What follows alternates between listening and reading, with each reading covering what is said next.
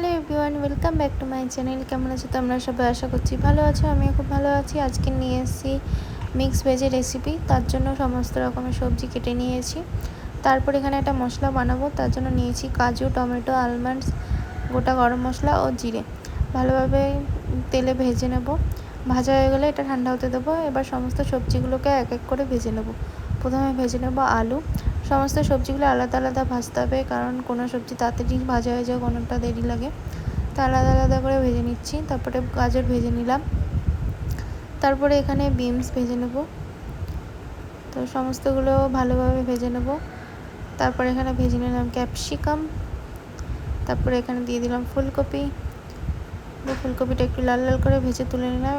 মশলাটাও ঠান্ডা হয়ে গেছে, এবার এটা মিক্সি করে নেব। তারপরে এখানে ভেজে নেব পনির।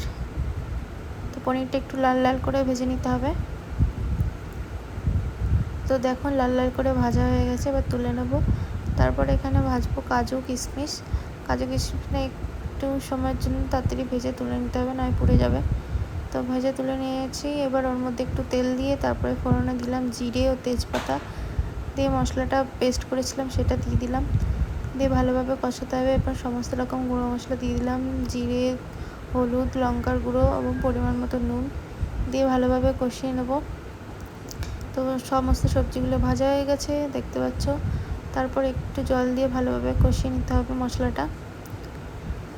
তো এবার সমস্ত সবজিগুলো কাজু কিশমিশ সব দিয়ে দেবো। পনিরটা লাস্টে দেবো, দিয়ে ভালোভাবে কষাতে হবে। পনিরটা এখন দিয়ে দিলে পনিরটা ভেঙে যাবে, তাই লাস্টেই দেবো। তারপরে মশলার সাথে ভালোভাবে ভেজে নেব। তারপরে এখানে কটা কাঁচা লঙ্কা চিড়ে দিয়েছি, একটু ঝাল ঝাল হবে। তার সাথে দিয়ে দিলাম পনিরটা, দিয়ে সমস্ত কিছু ভালোভাবে মিশিয়ে নিয়ে পরিমাণ মতো গরম জল দিয়ে দিলাম।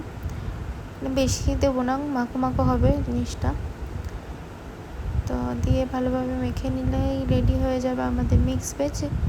তো রেসিপিটা কেমন লাগলো অবশ্যই কমেন্ট করে জানিও। ভিডিওটা ভালো লাগলে অবশ্যই চ্যানেলটা সাবস্ক্রাইব করে দিও। এই মিক্স ভেজটা রুটি বা ফ্রাইড রাইসের সাথে খুবই ভালো যায়, বা পরোটার সাথে।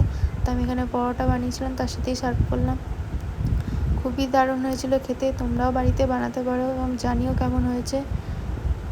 তো ভিডিওটা দেখার জন্য থ্যাংক ইউ।